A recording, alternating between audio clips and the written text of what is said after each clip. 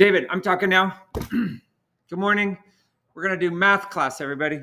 Java has classes that are built in, like scanner, we learned about earlier this week, or Friday, I forget. But one of the built-in classes we need to know about is math.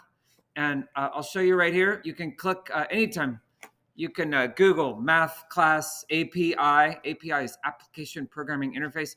I did that earlier. And here's Java, the standard edition 7 API specification. And then over here, we can literally come down and find the word math. This is all stuff that's in Java. It's a very powerful program. We click on math. Here's the class math. And then inside is everything you can do with math. So I'm not going to spend a lot of time on it, like trying to do all these things. But one we're going to do is random. If you look right here, we can jump to the random method. It tells you how to use it and how it works. So this is available on the internet. You know, you ever need help. Sometimes it can be very helpful. I'm going to try to get this back to full screen. Here we go. So we need to know 5 things in the math class for our class here. ABS is absolute value, and it works with both an int and a double. POW does raising a number to a power. It's like an exponent. SQRT is square root, and random is the hardest of these, but also the one we use the most. So I'm going to go through each one in just a minute. Math is a static class. That means we can use the math commands without having to create a math object. You know how when we do a scanner, we say scanner, scan equals new scanner system in. You don't have to make a math before you can use these calls. That's what a static class means. So you don't have to say math m equals new math and then start doing m dot square root. You just do math dot random or math dot square root. So if we want to find the square root of a number, we just can print this out, math.abs, the absolute value, math.abs x minus y, or math.pow 2 comma 5, that's 2 to the 5th, which is 2 times 2 times 2 times 2 times 2, which is 32. And honestly, I think it actually prints 32.0 because I think the answer is always a double, but it's all good. So here's a square root example. Look, I say, hey, enter a value, double num equals scan dot next double. And then I'm printing out the square root, math dot square root of num. It'll print out the square root of whatever number they entered. Questions? I guess I don't give you an example of absolute value because it's pretty obvious. We got absolute value, square root, and random. Random is the one we use the most. And math.random with the parentheses returns a double value. Could be 0, and it goes all the way up to almost 1, but not quite 1. So 0.99999, you know, really, really close to 1, but not quite 1. So if you want a random double value from 0 to almost 10, you could just multiply math.random by 10, and it'd be almost, you know, from about 0 to 9 point. It could be 9.99999. You know? So to get a random integer in a certain range, we do this formula. So I know I'm not making you take notes, and I appreciate you're all looking up here, which is awesome. You do need to memorize this, and the slide deck will be with you shortly.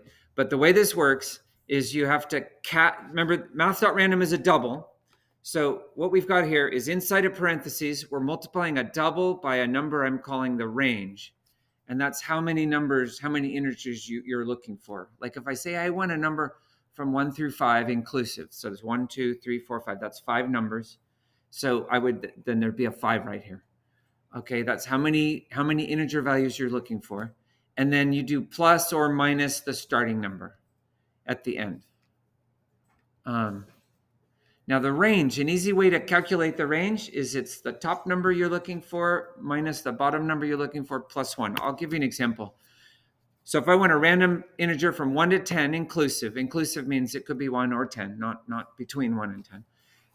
The range is 10. Seems obvious. 10 minus 1 plus 1 is 10. So this top expression would give us a number from 1 to 10. And it could be 1 and it could be 10. It could be anything in between. If I wanted a random integer from 10 to 20, the range is 11. It's not completely intuitive. You might think, oh, well, it's 10 again. But technically, you can always just take the top number, 20, minus the bottom number, 10. That's 10. Then you got to add 1. Or if you want to get all sophisticated on me, count it on your fingers. 10, 11, 12, 13, 14, 15, 16, 17, 18, 19, 20. What? It's 11. So on small ranges, you can use your fingers. On big ranges, you're going to have to remember it's the bigger number minus the smaller number plus 1. So it's not it shouldn't be a mystery. So like it's less intuitive to say, hey, I need a random integer from -4 to 11. You could count it on your fingers, but 11 minus -14 is 15, right? And when you subtract a negative number, it turns into adding, and then plus 1 is 16. So and then the starting number is -4. So this is definitely something you have to memorize. It's not going to work out if you don't memorize it. Like when you're learning to drive, you memorize the red means stop, right? And the green means go, and the yellow means speed up. I'm just kidding. Yellow means slow down and stop, unless you're already in the intersection. But these are things you've learned to memorize, and you're going to have to memorize this. I'm going to put it on tests and quizzes for the rest of the year, and it's going to show up in the AP test. Couple of things. You put the math.random times the range in its own set of parentheses. I didn't right here. Can anyone tell me why this always returns the number 1? It always is 1. It's not a random number. So look, I'll call on you, David, but before you say, everybody, see if you can figure out why this is always going to be 1. It's never going to be a random number. It's always 1. So I said I would call on David. Thank you, the rest of you. David, why? So math.random is forced to become an int, so it just becomes 0 since it's always less than 1 times 10 is still 0 plus 1. Yeah. This int right here, which we have to have because we're looking for an integer, it acts on the thing immediately to its right, which is math.random. And it does that before it multiplies by 10. So as David said, it turns math.random into 0. 0 times 10 is always 0. Plus 1, you're always going to get 1 on this one. So yeah, I just said it. So the math.random parentheses are always empty. You don't ever put a number in there. So I see that a lot. And, I can see why it's tempting. You're like, oh, I'm going to do math. I want a random number from 1 to 10. I'll put a 10 in there. Nothing goes in there because that thing always gives you a number from 0 to 0.999999. You don't get to change what it's giving you. You just get to multiply what it's giving you. So you multiply it by the range after. So it's always math.random with empty parentheses. And the range is always the top number minus the bottom number plus 1. So here's a common mistake. A lot of people think if I'm asking you for a random number from -2 to 2, a lot of people think the range is 4. But -2, -1, 0, 1, 2 is 5 numbers. And remember, 2 minus -2 is actually 4, and then the plus 1 brings us up to 5. So easy to make a mistake there, but if you follow the rule, top number minus the bottom number plus 1, you're going to be okay. So now I got a Google form I want you to do, and I need you to get a perfect score to get full credit. And then we're going to do. We also have a REPL about math random. So where are we? Right here. Google form. Math. And the slide deck is here, so you can access it. And then in a minute or two, I'll post the math practice REPL. Okay, so try that Google form. Hey, congrats if you get any of those right perfect all the time. I mean, on the first try, but you probably won't. It'll be okay. Zoom. We are going to look at 2.7, which is string methods. So we learned about strings, and I made you do uppercase and lowercase and length, right? That's ringing a bell. Like, here's an example. If I put the word Friday into this thing called sample, and then I said sample.length, I would get the length. And if I said I wanted it uppercase, it would be all uppercase, right? So we learned about that. Watch the cases on uppercase and lowercase. It's a capital U and a capital C. People sometimes write it all out lowercase and then it doesn't work. So today we've got a couple new methods. So we've got 1, 2, 3, 4 new methods. We're going to do them one at a time. So index of, this is an important day, everybody. We're learning about string indexes. If I have the string good morning, look up here. Each character in the string has an index value, and they start at 0, and they go up to the length of the string -1. So I'm just going to guess that good morning as a phrase with a space in between is 12 letters long, 12 characters long. I'm counting the space as one of the characters. And so the index values go from 0 to 11. So the first character is character 0, and that's capital G, and the last character is a small g, it's character 11. If I called str.length on this string, I would get 11. Sorry, I'd get 12, because there's 12 characters. But you have to learn, remember it starts at 0 and goes to 1 less. It's not a big deal. It's the way computers, every language I've ever done, computer language works. Spaces count as characters, even though they're invisible. Okay, so this is our context.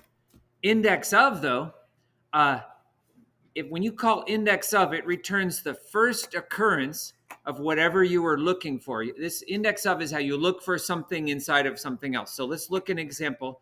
If I said, give me the index of OR, it's going to return 6. Because see where OR is, the good morning, the OR in morning? It's right here. It starts at 6. So I know it's a multiple character thing, like OR is 6 and 7, but it's going to tell you where it starts. And if I search for the word Liger in good morning, you're going to get -1 because Liger is not in good morning. So if it's not found, Java's protocol is to give you a -1. So you know if you can get 0 up through the end of the string, all valid things, but if you get -1, you that means it's not present. So here, morning, say if I did index of morning, we'd get a 5 because morning starts at character 5. If I did an O, don't be confused that there's 3 O's. It's just going to give you the first one. It gives you 1. Question? If you do a lowercase g, will it give you 11? Yes. And it's case sensitive. If you did the lowercase g, it would give you 11. Not. It's only going to print the first occurrence of the thing. And when we're searching for OR, we're not searching for O, we're searching for OR. So it says, is there an OR in here? Boom. I'm going to give you the first character of the OR I found, or I'm going to give you -1.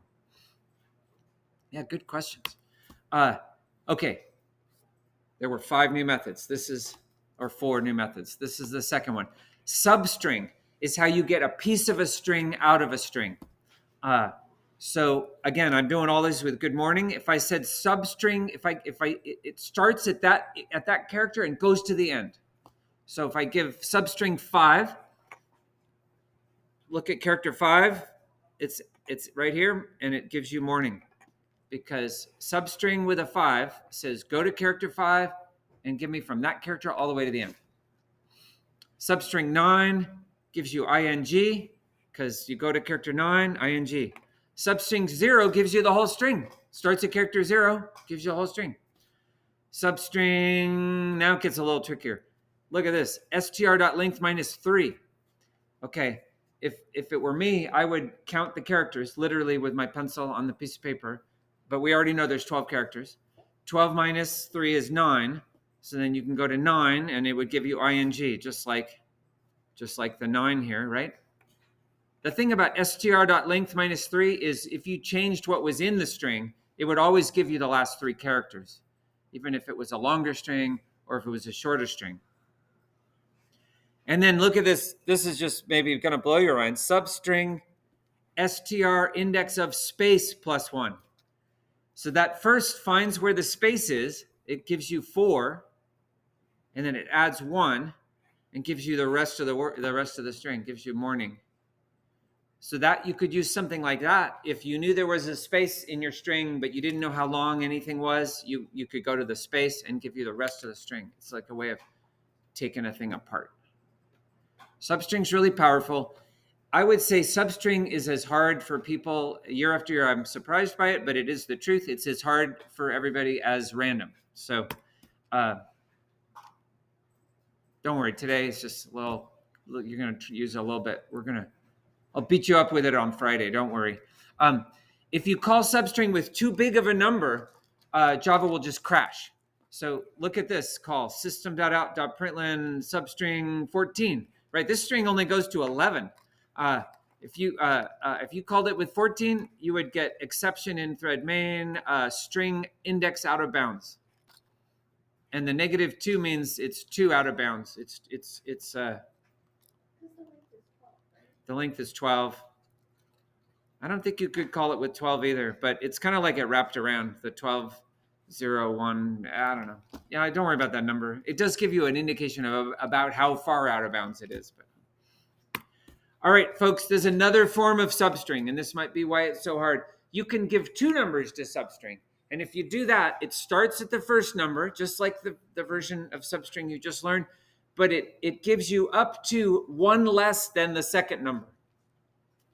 So some examples. Substring 5, 7 starts at character 5 and gives you up to 1 less than character 7. In other words, it gives you characters 5 and 6, or MO. Substring 1, 4 starts at character 1, goes to 1 less than character 4, which is OOD. And substring 11, 12 gives you the last character. And substring 0, 1 gives you the first character. So the substring 0, 1 will always just give you the first character of a string. You don't have to try to memorize that one. Like it's character 0, and I want to go up to, but not include this the character 1. Oh, that'll just be character 0. So. No, if you did 0, it would start at character 1 and give you the whole string. Remember, if you use it with 1 number, it gives you starting at that number all the way to the end. So you have to do a 1 if you just want the G. If you want to say a single character, say at index n, you can just do substring n, n plus 1. So if it's character 0, it's 0, 1. And if it's character 9, it's 9, 10. All right, 2 more. Thanks for hanging in with me. Dot equals. Dot equals is how you compare 2 strings to see if they're the same. You can't use an equal sign. You have to use dot equals. So look, I made 3 animals, animal 1, animal 2, animal 3. 2 of them are dog and 1 is cat. That's because objectively it's all decided in the world that dogs are better than cats. So I'm including 2 dogs and 1 cat. Watch this. Animal 1 dot equals animal 2. It's going to print false because dog and cat are not the same. But if I say animal 1 dot equals animal 3, it's going to print true. And soon in another unit, we learn about doing if statements, conditionals, where you're comparing things and trying to branch your program and do different things if things are true or false. Today, though, and we'll use equal signs to compare primitive values, but we have to use dot equals when we're comparing strings, and we'll learn about it more another time. The last one for today is compare to. This is, of these 4 new methods, this is, I'd say, the least important, but it will show up on the AP test. It compares 2 strings and returns a 0 if they're the same. So in that sense, it's like a dot equals. If they're exactly the same, it's going to return 0. But it returns a negative number if the first string comes before the second string alphabetically, and it gives a positive number if the first string comes after the second string alphabetically. So here I did apple, banana, donut. And if I do A compared to B, I get a -1 because the letter A is 1 letter before B in the alphabet, apple and banana. If I do D compared to A, donut compared to A, I get a +3 because the letter D is 3 letters ahead of apple. Yeah.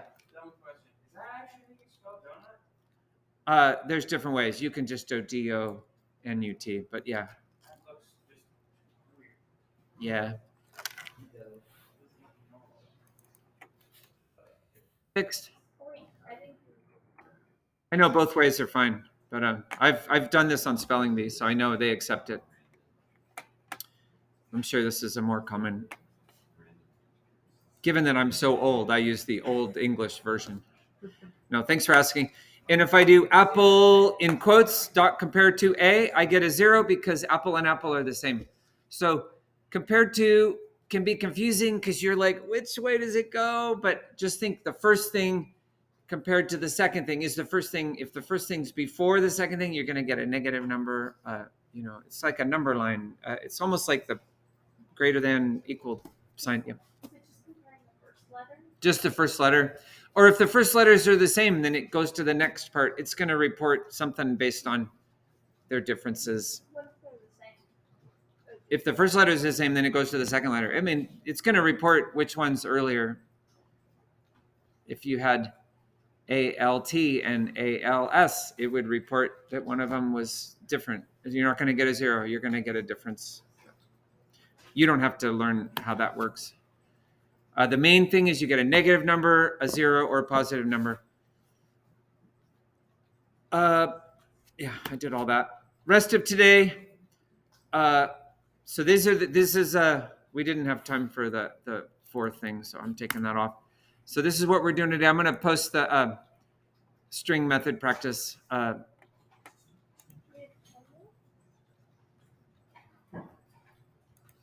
you have 10 minutes to go. So yeah, it looks like today you're going to have homework. I'm going to stop the